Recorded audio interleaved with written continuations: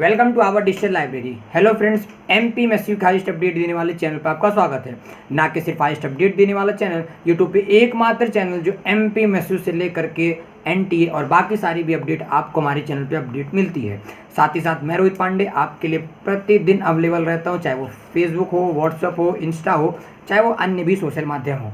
साथ ही साथ आपके लिए मैं लाइव सेशन भी रखता हूं और आज इस वीडियो के बाद भी एक लाइव सेशन रखूंगा, जिसमें जो भी क्वेरीज होगी आप कमेंट बॉक्स में डाल देते हैं। धन्यवाद। उसके लिए मैं आपके लिए स्पेशली कमेंट बॉक्स पे भी वीडियोस रिलीज़ कर देता हूं और साथ ही साथ जिनकी जो डाउट्स आती हैं मैं उनको आंसर भी करता हूँ। चलिए, आज की इस वीडियो में हम क्या देखने जा रहे हैं। सबसे पहले आज हम ये देखेंगे माइंड लॉजिक का क्या किस्सा रहा। आज माइंड लॉजिक वापस आई कि नहीं आई, बाकी आपको आंसर पता है, फिर भी डिटेलिंग बता दूंगा। सेकंड, सर क्या एग्ज़ाम होंगे कि नहीं होंगे। एग्ज़ाम सर ऑफलाइन होंगे अब कि ऑनलाइन होंगे। सर इतनी सारी समस्याएं दिमाग में भर दी गई हैं, मतलब बार बार ये माइंड लॉजिक या वृंदा मैडम से हम बात करते हैं या तृप्ति मैडम बात करते हैं या जिनसे भी हम बात करते हो कह देते हैं कि 31 को डिसीजन आएगा और सर आज 31 है तो क्या रहा। मतलब इतने सारे सवाल और आंसर एक, आपको ही पता है 14 दिन के लिए हेडिंग स्थगित कर दी गई। लेकिन समझना होगा सिर्फ 14 तारीख की नहीं, और भी कितनी बातें हैं अपने इस वीडियो में आपको समझाऊंगा।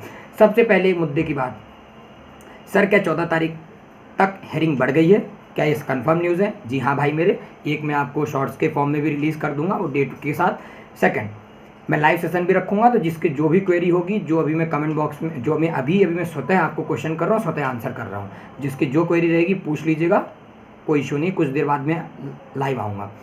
अब आज देखते हैं, सबसे पहले माइंड लॉजिक का इशू है।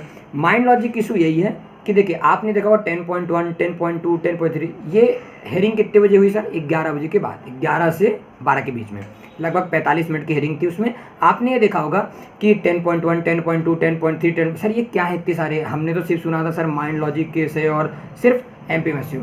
नहीं भैया, वृंदा मैडम का अलग केस चल रहा, फिर जीके गुप्ता सर का अलग केस चल रहा, तृप्ति मैडम का अलग केस चल रहा। तो ये सारी चीज़ें हैं, मैं आपको शॉर्ट एंड स्वीट बताता हूँ। लिंक भी आपको अवेलेबल मैंने करा दिया था, अगर आप मेरे व्हाट्सअप ग्रुप से ऐड हैं कि नहीं ऐड है पता नहीं, तो जो भी लोग मेरे ग्रुपों में थे उनको ये चीज़ अवेलेबल कराई गई थी। अब जो मुख्य मुद्दा मैं समझाने आया हूँ, सबसे बड़ा क्वेश्चन मेरे मन में ये है कि पहले तो आपको मैं एश्योर कर रहा हूँ कि आपको मैंने जैसा कहा था कि अभी कंफर्म नहीं है कि माइंड लॉजिक कब नहीं आएगी, मैं फिर कहता हूँ, मैं आज ही कहता हूँ कि 14 तारीख को वापस से माइंड लॉजिक आएगी कि नहीं आएगी कोई नहीं जानता। तो चलिए आज की डिटेलिंग, अभी तक ऑर्डर नहीं आया है। अभी जब ऑर्डर मतलब क्या होता है सर, कि जैसे आप हेयरिंग होती है, उस हेयरिंग में क्या बातें किसने किया, किस वकील ने क्या बोला, किस जज का क्या रिएक्शन था, ये सारी चीज़ें एक ऑर्डर फॉर्म में आती है, जजमेंटल ऑर्डर कहते हैं। वो ऑर्डर आ जाएगा तो वो भी हम पब्लिश करेंगे, उसके साथ भी मैं वीडियो रिलीज़ करूँगा जितनी जल्दी मेरे पास ऑर्डर आ जाएगा अवेलेबल। अभी मैंने हेयरिंग में जो सुना, जो मैं समझा, देखो मैं लॉयर हूँ नहीं, जितना मैंने समझ पाया उतनी मैं आपको समझा पाता हूँ। बाकी फिर मैं जब रीड करूँगा तो उसमें तो आपको मैं डिटेल बता दूंगा क्या क्या किसने क्या क्या बोला, कि माइंड लॉजिक पक्ष से क्या हुआ और उससे पक्ष क्या हुआ। लेकिन अभी जो मेरे पास डिटेलिंग है मैं वो बता देता हूँ। सबसे पहले ये डिटेलिंग है केस नंबर 10.2, 10.3, 10.4। ये था वृंदा मैडम का, तृप्ति मैडम का, जीके गुप्ता सर अवेलेबल नहीं थे। वृंदा मैडम और इनके क्या नाम है,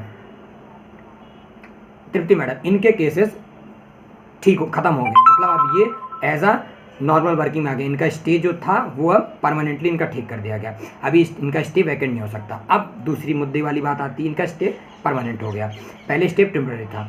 अब आते हैं अपनी माइंड लॉजिक और इस मैटर में। माइंड लॉजिक का फिर वापस से जो हमारे कोर्ट, जो हमारे यूनिवर्सिटी के जो वकील थे और जो माइंड लॉजिक के वकील थे, उन लोगों ने अपनी जो भी हेयरिंग में जो भी बातें हुई आपको मालूम चलेगा, बट मतलब आने पे ऑर्डर। और साथ ही साथ ये मेंशन किया गया कि अभी जैसे हमारे राज्यपाल के द्वारा मंगू जी भाई पटेल जी, जो अभी भाई साहब जो उनके राज्यपाल जी के द्वारा जो भी जांच रखी गई है, अब वो जांच प्रति व्यक्ति, मतलब इन पे भी जांच है और माइंड लॉजिक पे भी जांच है, तो वो चल रही। जब तक वो जांच कंप्लीट नहीं होगी तब तक वक्त मांगा गया है। अब ये जांच कंप्लीट होगी, इसके बाद ही माइंड लॉजिक पे पता चलेगा माइंड लॉजिक सच में कार्य की नहीं की, जो भी मैटर है।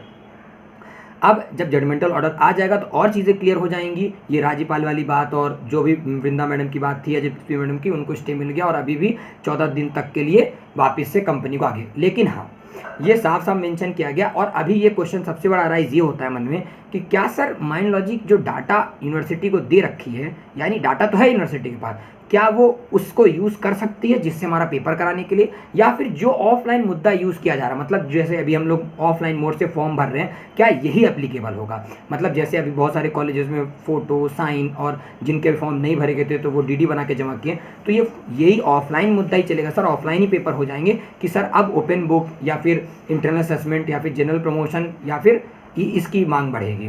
तो मेरा साफ साफ आप सभी के लिए यही, मतलब आप मानो तो यही हो सकता है, क्योंकि देखिए अब यूनिवर्सिटी में फिर से प्रेशर बढ़ा, क्यों।